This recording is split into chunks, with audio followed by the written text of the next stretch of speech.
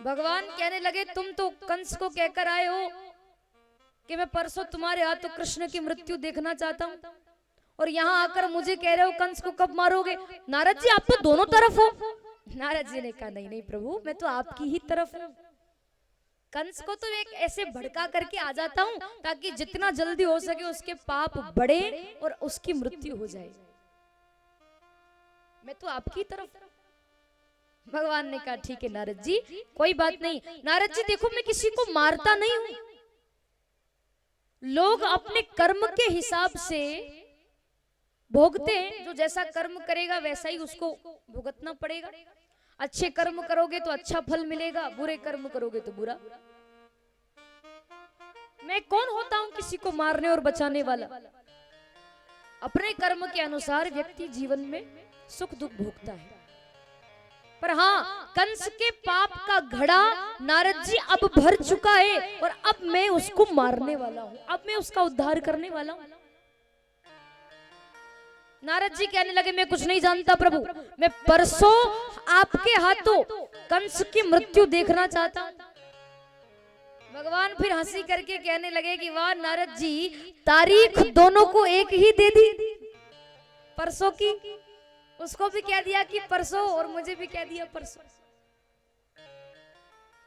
नारद जी कहने लगे मैं तो आपकी तरफ हूं। नारद जी वहां से चले गए। इधर कंस ने अक्रूर जी को बुलाया रात्रि में।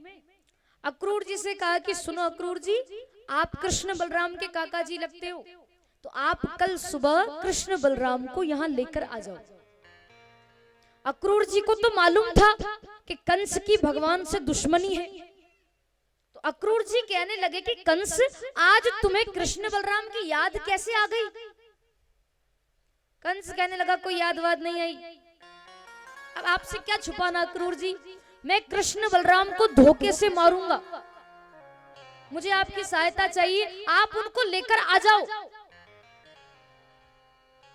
जब वो मेला देख रहे होंगे मथुरा में, तब धोखे से मैं कृष्ण बलराम को मार दूंगा, क्योंकि आपको भी पता है 30-40 वर्ष पहले आकाशवाणी हुई थी, देवकी का अष्टम गर्भ मेरा काल होगा, और वो वही कृष्ण है जिसने देवकी के गर्भ से जन्म लिया था। वो मुझे मारे उसके पूर्व मैं उसे मार डालूंगा। जाओ मेरा काम करो, कृष्ण बलराम को लेकर आओ। अक्रूर जी ने मना कर दिया कि मैं तुम्हारा काम नहीं करूंगा। तुम तो पापी व्यक्ति हो कंस, और पापी व्यक्ति के पाप में साथ देना बहुत बुरी बात होती।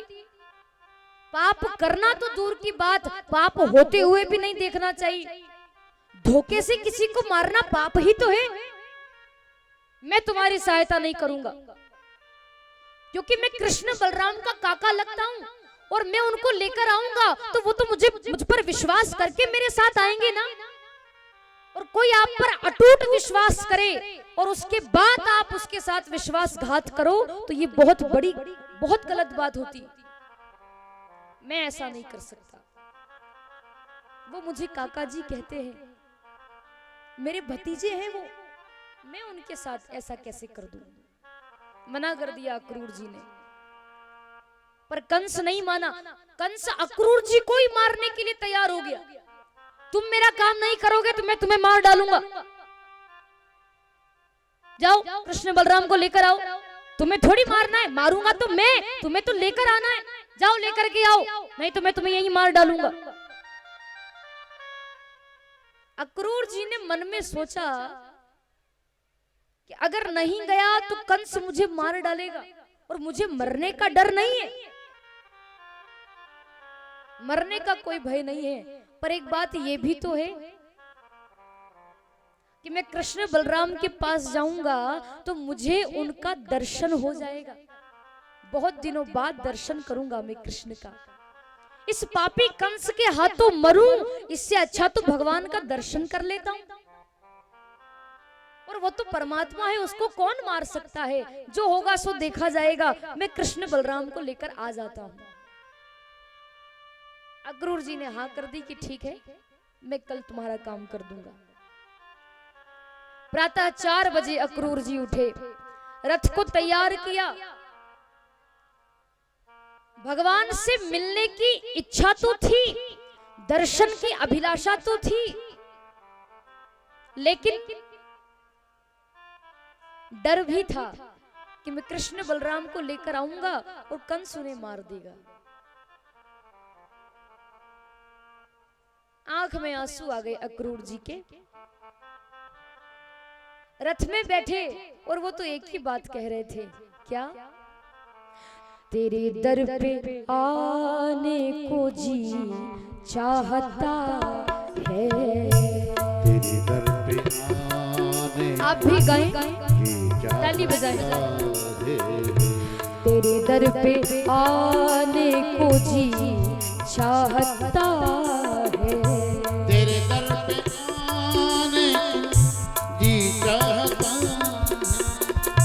तेरे दर पे आने को जी चाहता है।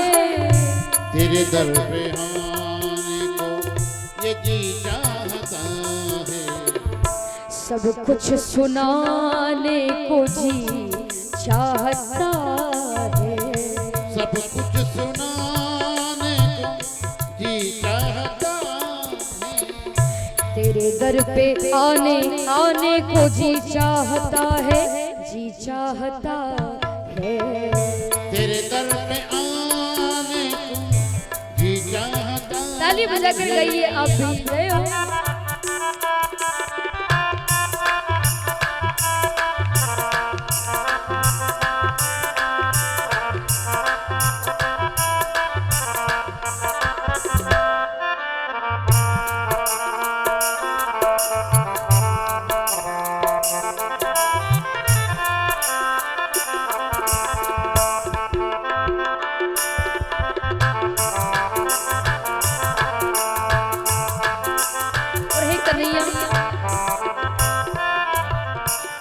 सुनो सबके दुख गम मिटाते हो मोहन।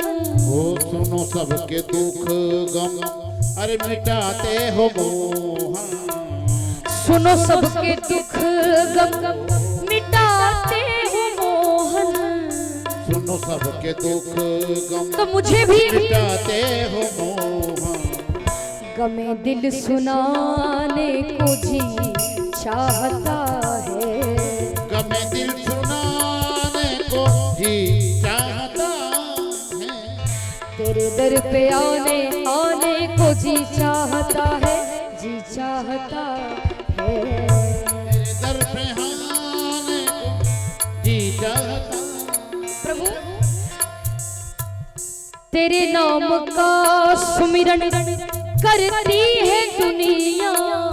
तेरे नाम का सुमिरन ये करती है दुनिया।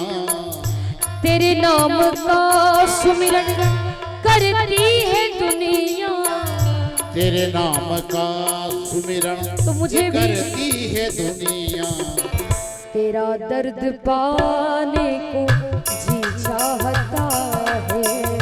तेरा दर्द पाने को जी चाहता है। तेरे दर पे आने को जी चाहता है। तेरे दर पे आने को जी चाहता।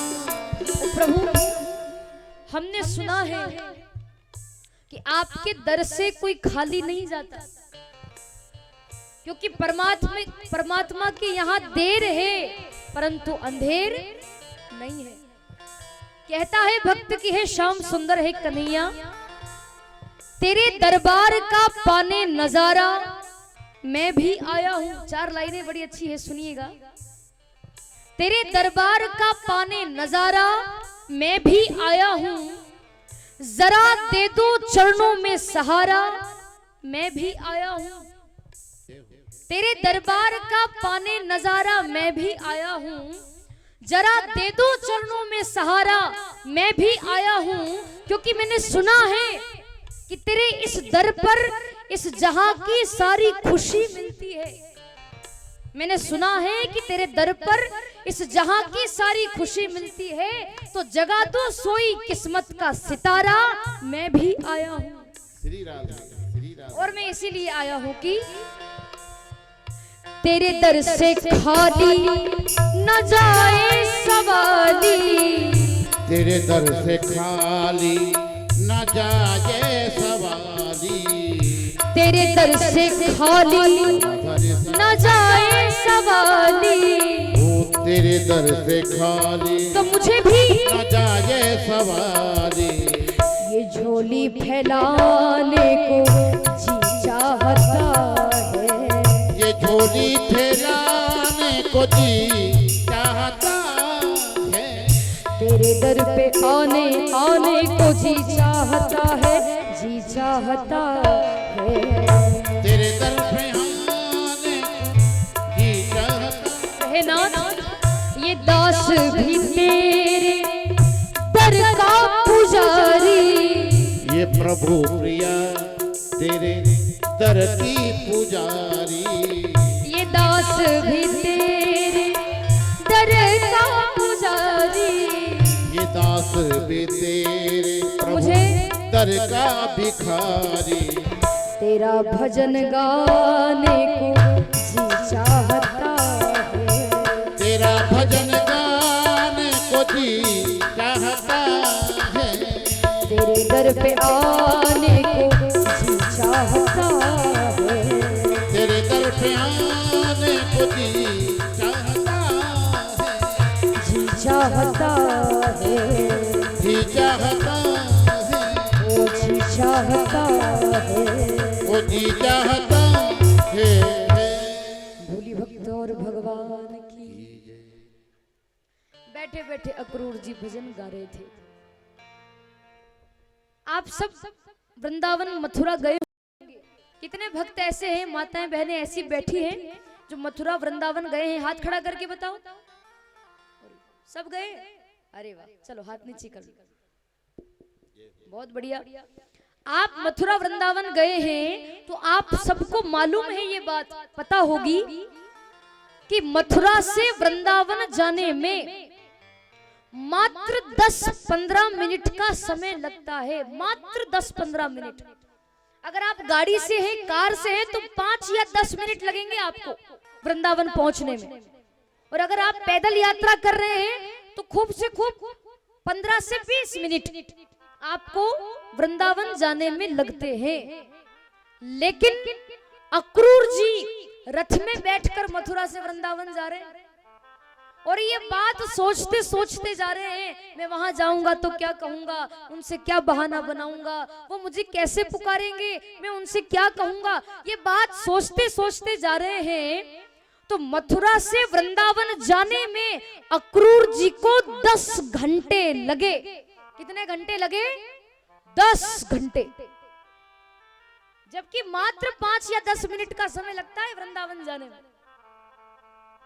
10 घंटे लग गए उनको, क्योंकि वो थोड़ी देर रथ चलाते फिर रुक जाते, रथ चलाते फिर रुक जाते। यही सोचते क्या बहाना बनाऊंगा जाकर। वो कृष्ण बलराम को भेजेंगे कि नहीं, यही विचार करते करते गए। शाम हो गई वृंदावन पहुंचने में। सुबह 4 बजे से निकले थे, शाम हो गई। भगवान गौ चरा करके आ रहे थे और इधर से अक्रूर जी रथ में बैठ करके आ रहे हैं। कृष्ण बलराम ने अक्रूर जी को देखा, अक्रूर जी ने कृष्ण बलराम को देखा। तुरंत अक्रूर जी रथ में से नीचे कूदे, दौड़ लगा कर गए।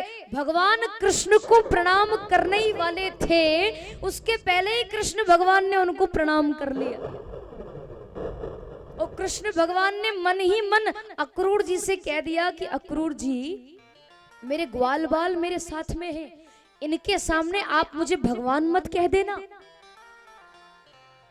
क्योंकि आपने यदि भगवान, ये तो मेरी लीला है, आपने यदि भगवान कह दिया ना, हालांकि मेरे ग्वाल बाल मुझे भगवान नहीं मानते, पर आपके सामने ही वो मुझे सुना देंगे कि मुंह धोना तो आता नहीं और भगवान बनता है,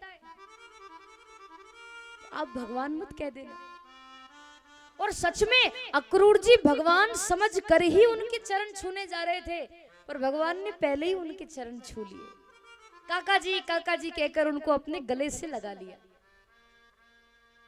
अक्रूर जी तो यही सोच रहे हैं कि ये तो परमपिता परमात्मा है, देखो मुझे गले लगा रहा है। और भगवान वो तो अपनी लीला कर रहे थे, काका जी कहकर गले लगा लिया। आ गए आप काका जी, बहुत दिनों बाद दर्शन दिया, चलो ना महल में चलते, मैं आपको बाबा से मिलवाता हूँ। ग्वाल वालों से कहा कि गौ माता को लेकर जाओ, हम काका जी के साथ घर जा रहे हैं। कृष्ण बलराम दोनों अक्रूर जी को लेकर आए महल में। नंद बाबा से भेंट करी अक्रूर जी ने, नंद जी ने बिठाया आसन पर। कहो अक्रूर जी कैसे आए हो? कहते हैं कि अक्रूर जी आकर बैठे, उस समय यशोदा मैया भोजन करने बैठी थी। एक निवाला यशोदा मैया ने उठाया, नंद बाबा ने अक्रूर जी से पूछ लिया कैसे आए हो? तो अक्रूर जी के मुख से निकल गया, कृष्ण बलराम को लेने आया हूं। एक निवाला यशोदा मैया खाने ही वाली थी, पर सुना कृष्ण को लेने आए हैं, बलराम को लेने आए हैं, तो वो निवाला हाथ से छूट गया। थाली सरका दी, यशोदा मैया उठ करके गई, क्यों आए हो? कृष्ण बलराम को लेने। नहीं जाएंगे मेरे बच्चे कहीं पर भी। मां का वात्सल्य होता है ना, नहीं जाएंगे मेरे बच्चे। आपको किसने भेजा? मेरा बच्चा अभी छोटा सा है कन्हैया, अकेला आपके साथ भेजूंगी, उसको कुछ हो गया तो आप जिम्मेदारी लोगे मेरे बालक की? मैं नहीं भेजूंगी मेरे बच्चे को कहीं पर भी। नंद बाबा कहने लगे यशोदा पूरी बात तो सुनो उनकी, क्यों आए हैं, क्या कारण है? अभी तो इतना ही कहा कि कृष्ण बलराम को लेने आया हूं। किस कारण से लेने आए आप, क्यों लेने आए? अक्रूर जी ने कहा कि मथुरा में मेला लगा हुआ है, आस पड़ोस के गांव के कई सारे बच्चे आएंगे वहां मेला देखने, कई सारे झूले होंगे वहां पर, और बच्चे आएंगे बढ़िया आनंद लेंगे। मेरे मन में आया क्यों ना कृष्ण बलराम को लेकर आऊं, ये भी तो बच्चे हैं मेरे, ये भी आनंद ले लेंगे। और बच्चों को तो अच्छा लगता है मेले में घूमना, झूला झूलना, बच्चे हैं आनंद ले लेंगे, तो मैं इनको लेने आया हूं। नंद बाबा कहने लगे हाँ हाँ क्यों नहीं, आप हमारे बच्चों को लेकर जाएं। वैसे भी जब से हमारे बच्चे हमारे यहाँ जन्मे हैं, वृंदावन से ब्रज से बाहर कहीं गए ही नहीं हमारे बच्चे। अब मथुरा लेकर जा रहे हो, चले जाओ, ले जाओ, पर अक्रूर जी याद से इनको वापस लेकर भी आ जाना। अक्रूर जी ने कहा हाँ हाँ परसों मैं स्वयं इनको छोड़ने आऊंगा, मैं खुद इनको छोड़ने आऊंगा। नंद बाबा ने तो हाँ कर दी, पर यशोदा मैया की क्या कहे, तुरंत मना कर दिया, नहीं जाएंगे मेरे बच्चे कहीं पर भी। अक्रूर जी आप भले ही अक्रूर हो, पर मुझे लगता है कि आपका नाम अक्रूर नहीं, आपका नाम तो क्रूर होना चाहिए। तुम कैसे अक्रूर हो कि एक मां को अपने बच्चों से अलग कर रहे हो, बच्चों को दूर ले जा रहे हो। मैं कैसे रहूंगी मेरे बालक के बिना, मैं नहीं रह पाऊंगी। कृष्ण बलराम कहने लगे अरे मैया कैसी बात करती है तू, जाने देना हमें, देखना मैया अब हम बालक थोड़ी रहे, अब तो हम बड़े हो गए। कन्हैया बोले मैया मैं 11 साल का हो गया हूं, जाने दो ना मुझे भी मेला देखना है। क्योंकि अगर भगवान मथुरा नहीं गए तो भगवान की आगे की लीला का क्या होगा, जाना जरूरी है। पर ये बात मैया को नहीं बता सकते। कृष्ण बलराम कहने लगे मैया जाने दो ना हमें, पर नहीं मानी यशोदा जी। अक्रूर जी ने कहा अच्छा ठीक है, एक काम करते हैं, आज रात्रि में हम लोग यहीं विश्राम करते हैं, कल नंद जी आप थोड़ा समझा देना यशोदा जी को, और कल लेकर के जाएंगे कृष्ण बलराम को। रात्रि विश्राम किया, रात भर यशोदा मैया सोई नहीं जाने दूंगी मेरे बच्चों को, नहीं जाने दूंगी, बस एक ही रट लगा रखी थी। सुबह उठे भगवान, अक्रूर जी ने रथ तैयार किया, नंद बाबा जागे, यशोदा मैया तो सोई ही नहीं थी। जैसे ही महल का द्वार कन्हैया ने खोला तो हजारों लाखों गोपियां वहां खड़ी थी, और सब भगवान से कहने लगी हम आपको नहीं जाने देंगी। भगवान कहने लगे आपको कैसे पता चला कि मैं जा रहा हूं मथुरा? ग्वाल बाल आकर कहने लगे कन्हैया हमने बताया। भगवान कहने लगे देखो मुझे जाने दो, क्योंकि अगर मैं नहीं गया ना गोपियों तो मेरी आगे की लीला का क्या होगा? आप सब तो जानती हैं मुझे आगे लीला करना है। और सुनो मैं परसों फिर लौट करके आ रहा हूं, मैं आपको वचन देता हूं परसों आ जाऊंगा। गोपियां नहीं मानी। राधा रानी जी बीच में खड़ी थी। राधा रानी जी कहने लगी कि कन्हैया हम आपको जाने नहीं देंगी। कृष्ण कहने लगे अरे राधा रानी जी आप भी जिद कर रही हो, आपको तो सब मालूम है, आपको तो बताने की कोई आवश्यकता ही नहीं है कि मैं क्यों जा रहा हूं, मेरा मुख्य उद्देश्य क्या है। जाने दो, आप तो कम से कम मत रोको। नहीं मानी गोपियां, भगवान के सामने लेट गई। और अक्रूर जी ने रथ तैयार किया ना, उस रथ के सामने भी गोपियां लेट गई, यशोदा मैया लेट गई। हम नहीं जाने देंगी तुम्हें। नहीं माने भगवान, जबरन कृष्ण बलराम रथ में बैठे। नंद बाबा ने यशोदा मैया से कहा कि यशोदा यहां से उठो, चिंता मत करो, मैं जा रहा हूं कृष्ण के साथ। ग्वाल बाल बोले मैया हम भी जा रहे हैं, हम परसों कृष्ण को लेकर आएंगे। तो आगे आगे अपने रथ में नंद बाबा और ग्वाल बाल चले गए और कृष्ण बलराम अक्रूर जी के रथ में जाने वाले थे।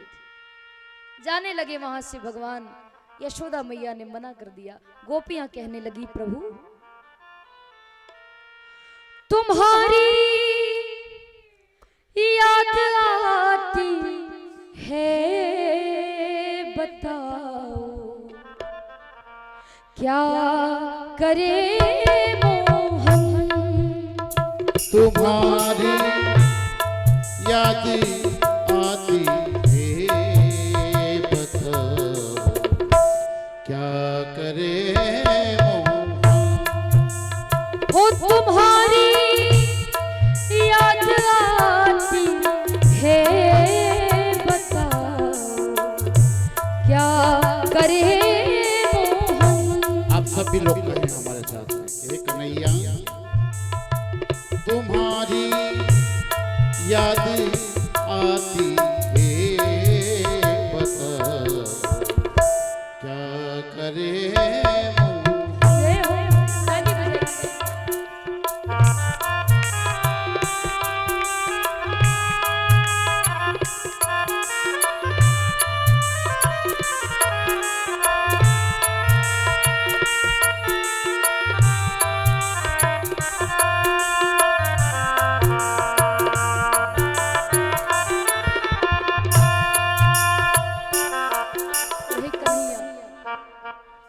तुम्हारी याद कब कब आती है? गोपियां कहने लगी श्याम सुंदर सुबह और शाम आती है, रात भर ये रुलाती है। सुबह और शाम आती है, रात भरी वो जगाती है।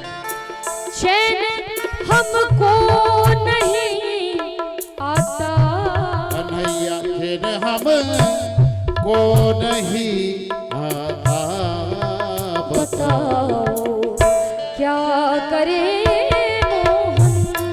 वो तुम्हारी याद आती है, बताओ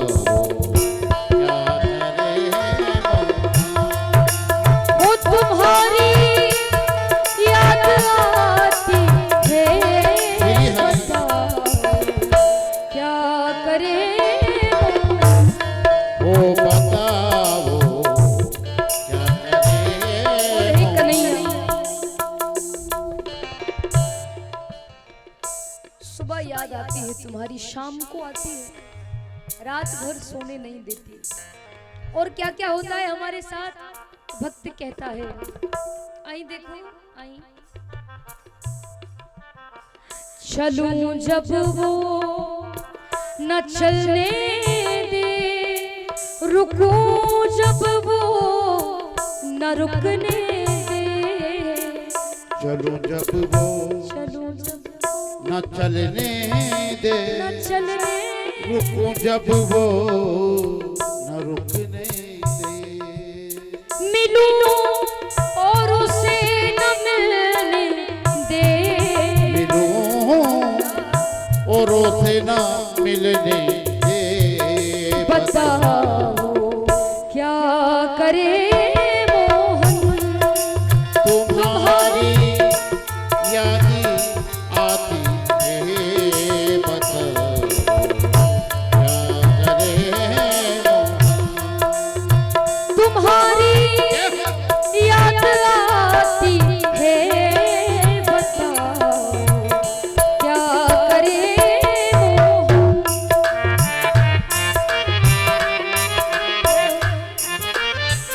आप भी करिए ताली बजाकर।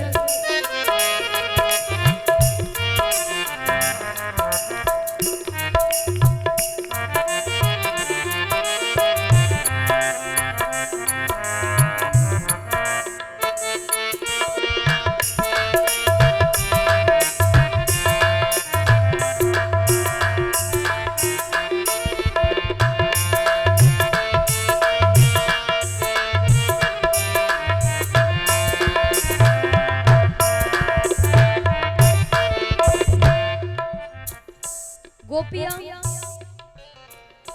ये बात तो कह ही रही है भगवान से, लेकिन ये आत्मा भी उस परमात्मा से कहती है कि हे श्याम सुंदर, तुम्हारी ये और तुम इसके, हमारी कौन चलने दे, तुम्हारी ये और तुम इसके, हमारी कौन चलने दे, तुम्हारी ये और तुम इसके, कन्हैया हमारी कौन चलने दे, तुम्हारी ये तुम्हारी तुम इसके, हमारी कौन चलने दे, प्रभु ये जब जाएगी तुम आओ, ये जब जाएगी तुम आओ, बताओ क्या करे मोहन, तुम्हारी याद आती है, बताओ क्या करे मोहन, तुम्हारी याद आती है, बताओ क्या करे मोहन, बताओ क्या करे मोहन, बताओ क्या करे मोहन। वो बताओ क्या करे मोहन। बोली गोपाल कृष्ण भगवान की। रोने लगी वो गोपियां भगवान के रथ के सामने लेट गई। कन्हैया रथ में से नीचे उतरे और भगवान बोले कि मैं आपके हाथ जोड़ता हूं, मुझे जाने दो, मैं आपको वचन देता हूं परसों लौट करके आऊंगा। यशोदा मैया को बार बार भगवान ने अपने हृदय से लगाया, मैया तू चिंता मत कर, मैं जल्द ही आ जाऊंगा। खूब समझाया। उसके बाद भगवान रथ में बैठे और अक्रूर जी का रथ चला, कृष्ण बलराम उसमें बैठे हैं, सभी लोग मथुरा में आए। कृष्ण बलराम मथुरा में आए, अपने नंद बाबा और ग्वाल बालों से भगवान मिले। नंद बाबा से कहा बलराम जी ने कि बाबा ग्वाल बाल भी है साथ में और हम दोनों भाई भी हैं, हम सोच रहे हैं कि ग्वाल बालों के साथ थोड़ा मथुरा में प्रवेश करके नगर को देख लें, नगर वासियों का दर्शन कर ले, तो कैसा रहेगा। नंद बाबा ने कहा कि ठीक है, तुम नगर देखने जा रहे हो जाओ, पर बेटा सावधानी से जाना, कृष्ण का ख्याल रखना। कृष्ण बलराम ग्वाल बाल दोनों सब नगर में प्रवेश करते हैं। अब मथुरा की स्त्रियां महिलाएं सखियां भवन के झरोके में से भगवान को देख रही थी। कृष्ण बलराम का दर्शन करने लगी। नगर के लोग खड़े खड़े भगवान को देख रहे थे। कृष्ण बलराम आगे आगे चल रहे हैं, ग्वाल बाल पीछे पीछे चल रहे हैं। ग्वाल बालों ने कृष्ण बलराम से कहा कि देख लाला कन्हैया, तूने तो बड़ी अच्छे अच्छे वस्त्र पहने, देख तो सारी नगर की गोपियां हमें देख रही हैं। तूने तो बड़ी अच्छे अच्छे वस्त्र पहने, पर देख हमारे फटे पुराने वस्त्र। ये गोपियां हमें देख रही हैं, ये हमें देखकर क्या सोचेंगी कि कृष्ण बलराम तो इतने अच्छे, पर इनके ग्वाल बाल देखो फटे पुराने वस्त्र पहनकर आ गए। तो कन्हैया हमें कहीं से अच्छे बढ़िया वस्त्र पहना दो, वस्त्र दिलवा दो। कन्हैया ने कहा अच्छा ठीक है, मैं कुछ व्यवस्था करता हूं। तो भगवान अपने ग्वाल बालों को लेकर धोबी घाट पर गए। इधर देखो, इधर धोबी घाट पर भगवान गए। कई सारे धोबी वहां कपड़े धो रहे थे। कन्हैया गए एक धोबी के पास और धोबी से कहा कि मामा जी, मेरा नाम कृष्ण है, ये मेरे बड़े भाई बलराम जी हैं, हम वृंदावन के रहने वाले, और ये सभी मेरे ग्वाल बाल हैं। धोबी मामा आपसे एक निवेदन है कि हमारे जो ग्वाल बाल है ना, इनके पास में पहनने के लिए अच्छे वस्त्र नहीं है।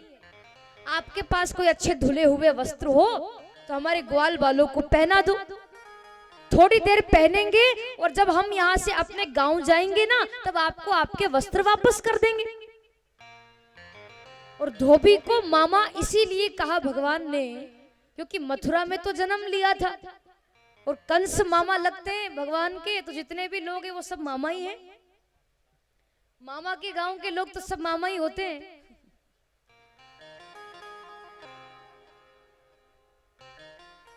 धोबी को मामा कहा भगवान, मामा जी वस्त्र दे दो। और वो जो धोबी था ना, वो कंस का सेवक था, बड़ा दुष्ट था वो धोबी। भगवान कृष्ण से कहने लगा अच्छा तुम हो कृष्ण? हाँ वही तो, तुम्हें बुलाया है ना कंस ने मारने के लिए। भगवान इशारा करने लगे, अरे यहां मत बोलो, मेरे ग्वाल बाल मेरे साथ में, ये बात किसी को मालूम थोड़ी है। भगवान इशारा करने लगे मत बोलो, पर वो धोबी बड़ा दुष्ट था।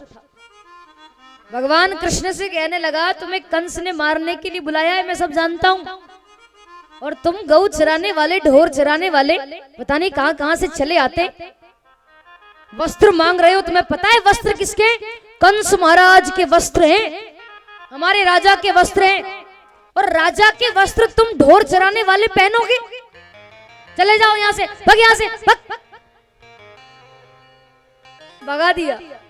भगवान से अभद्र भाषा में बात करने लगा, गलत भाषा में बात करने लगा। और भगवान कृष्ण बड़े सरल अभी भी हाथ जोड़कर कहने लगे मामा जी ऐसे मत बोलो, थोड़ी देर के लिए वस्त्र चाहिए, रखने के लिए थोड़ी मांग रहे हैं। पहनेंगे, हमारा काम होगा, आपके वस्त्र आपको वापस दे देंगे, और हमें नहीं, हमारे ग्वाल बालों को चाहिए। खूब समझाया, नहीं माना वो धोबी। भगवान कृष्ण से कहने लगा कि चले जाओ यहां से, नहीं तो जो काम थोड़ी देर बाद कंस करने वाला है वो काम मैं अभी कर दूंगा, मार डालूंगा मैं तुम दोनों को। भगो यहां से, भगत। भगाने लगा भगवान को। ग्वाल बाल कन्हैया से बोले कन्हैया नेक पीछे आ तो हमारे, हम बताते हैं इस धोबी को, हमारे कन्हैया से ऐसी बात करता है। कृष्ण कहने लगे हाँ हाँ मैं जानता हूं कि तुम्हारे अंदर ताकत है, खूब शक्ति है, पर यहाँ दिखाने की आवश्यकता नहीं, इससे मैं निपट लूंगा, तुम खड़े रहो शांत।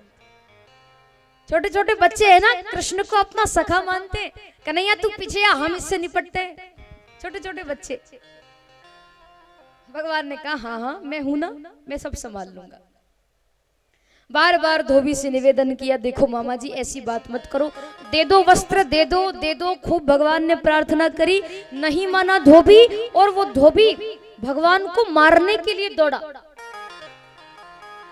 और जिस डंडे से कपड़े धोता था ना, क्या बोलते हैं उसको, मोगरी है ना, डंडे को मोगरी बोलते हैं। तो जिस मोगरी से वो कपड़े को ऐसे कूटता था, धोता था, उसी मोगरी को, उस डंडे को उठाकर भगवान के पीछे दौड़ा उनको मारने के लिए।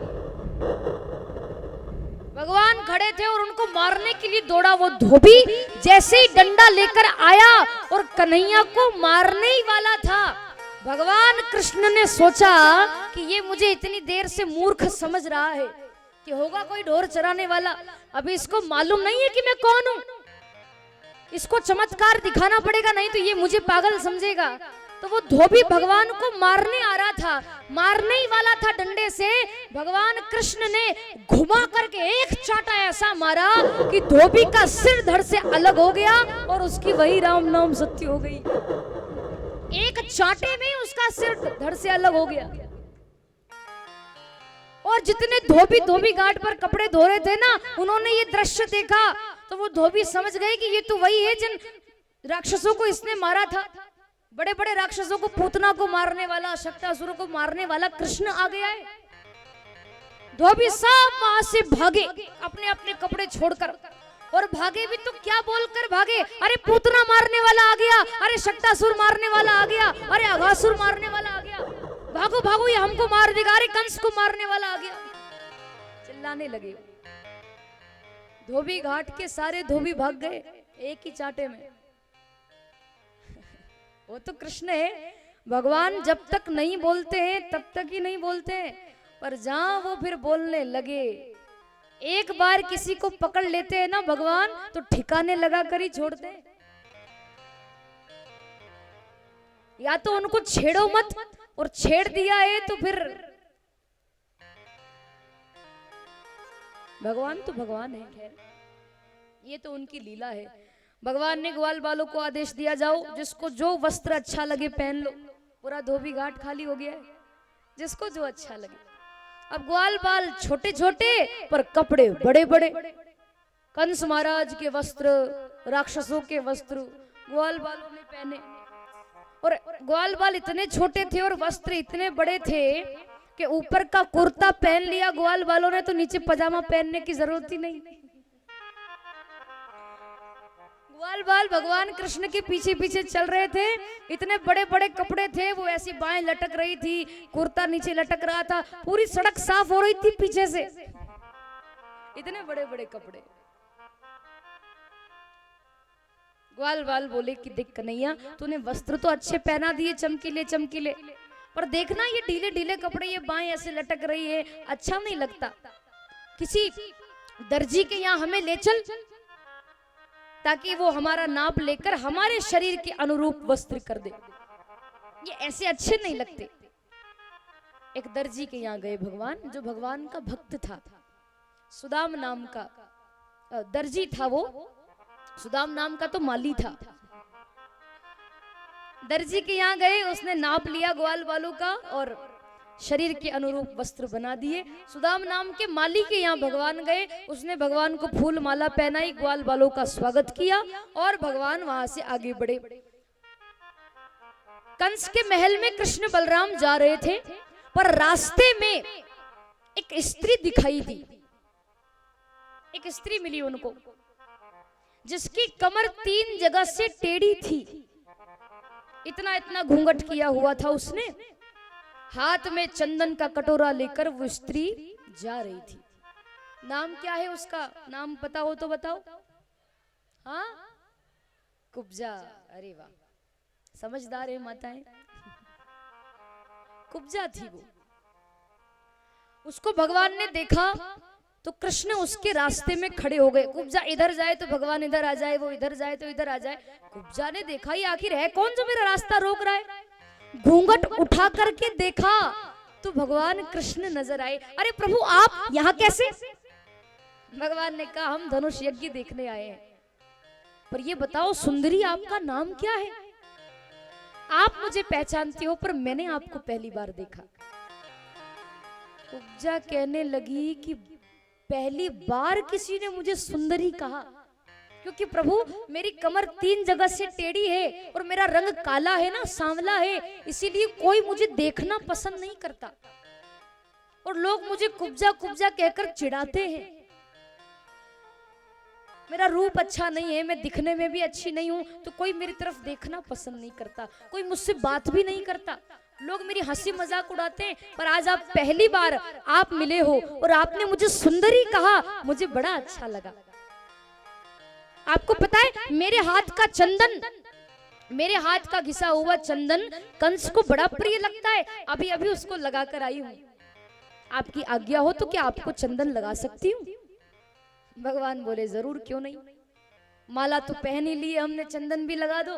तो चंदन लगाया कुब्जा ने भगवान को, बलराम जी को, ग्वाल वालों को, सबको चंदन लगाया। भगवान कृष्ण ने उसको देखा तो भगवान के मन में कुब्जा को देखकर दया आ गई कि ये इतनी सरल है, अपने हाथ से चंदन इसने मुझे लगाया और इतनी प्रेम से बात करी है, तो मुझे इसकी कुब्जा दूर करनी चाहिए। इसको भी मानवीय गुणों से जीने का अधिकार है। भगवान कृष्ण ने उसकी कुब्जा दूर करी। कैसे? कुब्जा को अपने पास बुलाया, उसके पैर पर भगवान ने अपना चरण रखा,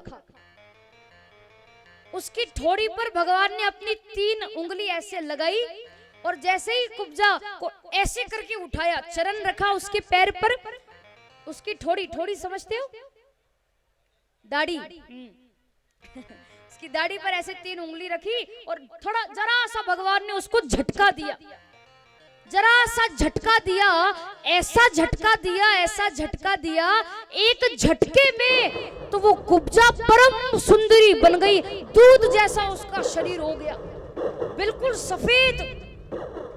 वो तो काली थी पर भगवान ने दूध की तरह उसका रंग कर दिया, बिल्कुल सफेद और परम सुंदरी, स्वर्ग की अप्सरा भी उसके सामने कुछ न लगे, इतना सुंदर बना दिया उसको। उसकी कमर जो 3 जगह से टेढ़ी थी, वो कमर एकदम सीधी कर दी कन्हैया ने।